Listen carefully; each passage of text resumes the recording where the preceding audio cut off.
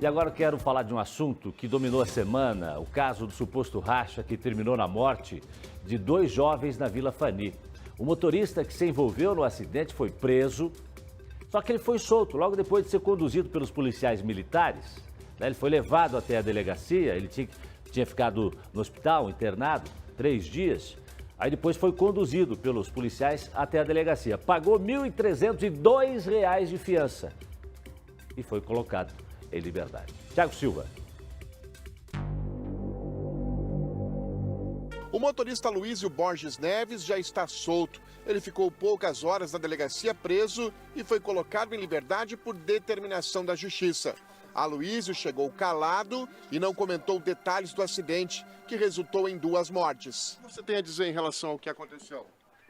Vamos lá para a esquerda agora.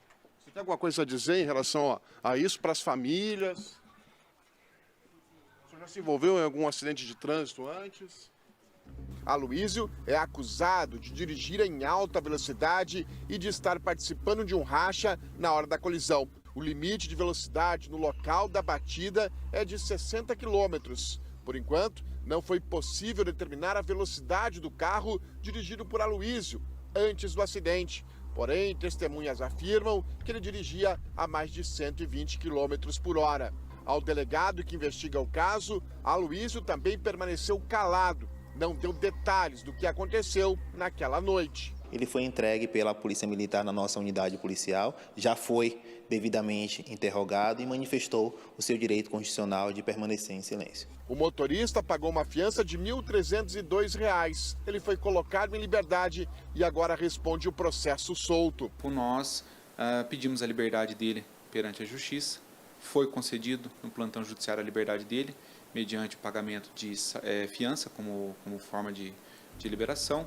O valor arbitrado foi um valor extremamente elevado e nós conseguimos, junto ao Tribunal de Justiça do Estado do Paraná, conseguimos na presente data o habeas corpus, concedendo ele a liberdade mediante o pagamento de um salário mínimo. Sei que existem indícios, suspeitas de que possivelmente havia uma velocidade alta do meu cliente, mas entenda uma coisa, de forma oficial não havia nada. Porém, a polícia tem imagens que mostram Aloísio e um carro preto passando em alta velocidade pelo local antes do acidente. No dia do fato, ele foi preso em flagrante pelo racha, com resultado morte. As diligências continuam no sentido de identificar o outro veículo que eventualmente estava participando dessa corrida automobilística não autorizada.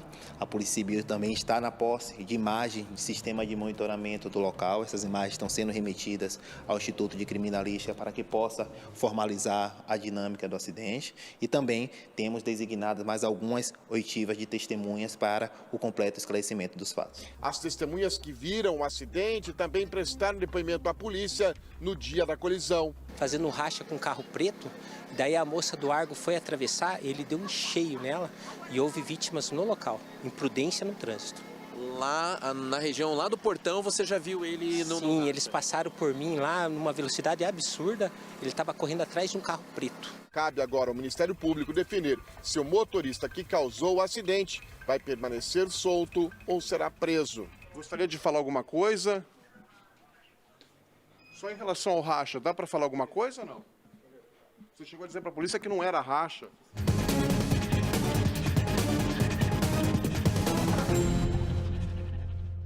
Pois é, mas tudo indica que era um racha. Inclusive, agora o que a polícia busca é saber quem era o condutor, quem era o motorista do outro carro.